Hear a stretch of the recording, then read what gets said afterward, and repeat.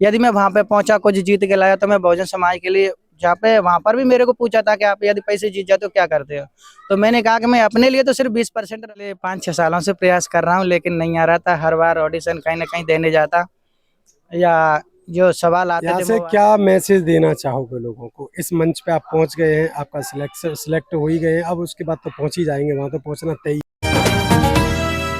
तो बने रहिए बादल एक्सप्रेस के साथ। मैं हूं दीपक बौद्ध और हम बात कर रहे हैं केबीसी में सिलेक्ट हुए रामअवतार रोधैया जी से।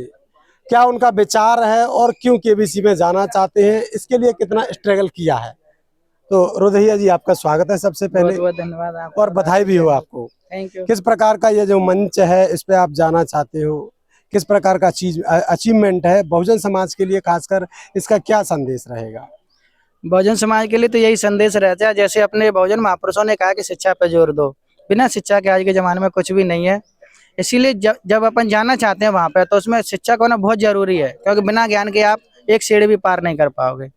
यदि मैं वहां पे पहुंचा, कुछ जीत के लाया, तो मैं बहुजन समाज के लिए, जहाँ पे वहां पर भी मेरे को पूछा था कि आप यदि पैसे जीत जाते हो क्या करते हो, तो मैंने कहा कि मैं अपने लिए तो सिर्फ 20% रखूंगा, 80% समाज की भलाई के लिए लगाऊंगा। Very good. अच्छा, आपने इसके बारे में सोचा कब था कि मुझे केबीसी में जाना है? ये आपका कब का सपना है?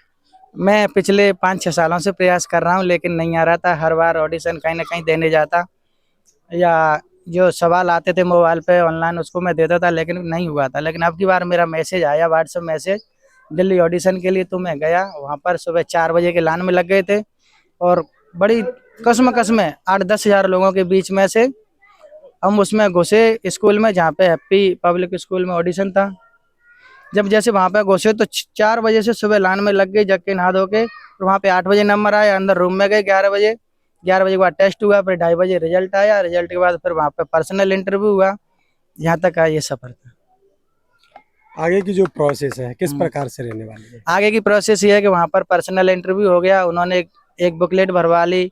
सारे माँ बाप, परिवार, एजुकेशन, रिश्तेदार, सब के बारे में पूछ लिया, आप कहाँ से आए हैं, क्यों जाना चाहते हैं। वो सारे सवाल मैंने पर्सनल इंटरव्यू में भी दे दिए और बुकलेट में भी भर दिए। अब उन्होंने कहा आपका हो गया है, अब आपसे जब भी मुंबई से कॉल आएगा, आपको बुलाया जाएगा, तब आप आ जाना। थैंक यू, आपको बहुत बहुत बधाई है, ये बोला उन्होंने। यहाँ से क्या मैसेज देना चाहोगे लोगों को? इस मंच पे आप पहुंच गए हैं, आपका सिलेक्ट हो ही गए हैं, अब उसके बाद तो पहुंच ही जाएंगे, वहां तो पहुंचना तय है। लेकिन यहाँ से क्या मैसेज रहेगा लोगों के लिए? ये भी एक किस प्रकार का काम है? मैसेज यही है कि कोशिश करने वालों की हार नहीं होती, आदमी को कोशिश करते रहना चाहिए।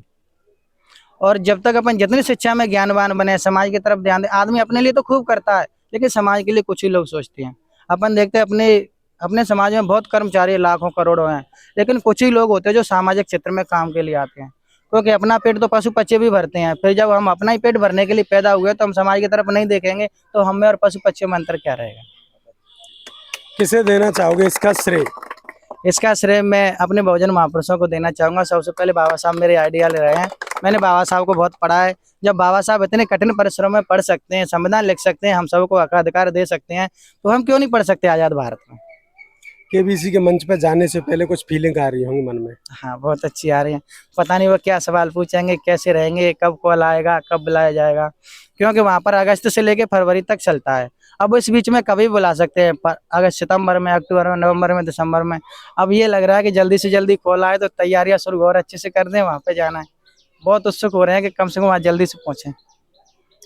चलिए, तो रामअवतार रोधैया का स्पष्ट कहना है कि जो बहुजन समाज के लोग हैं या महापुरुषों की विचारधारा पर चलने वाले लोग हैं, शिक्षा के साथ साथ ऐसे भी क्षेत्रों में जाने के लिए तैयार रहें, और बहुजन महापुरुषों का जो सपना है उसको साकार करने के लिए अपनी जो 20% उसमें से जो भी मिलेगा उसका 20% अपने लिए खर्च करेंगे, 80% समाज के लिए दान करने का भी बोला है, और जो कहा है उस पर शायद खरे उतरेंगे। तो इन्हीं तमाम बातों के साथ बने रहिए हमारे साथ, देखते रहिए बादल एक्सप्रेस।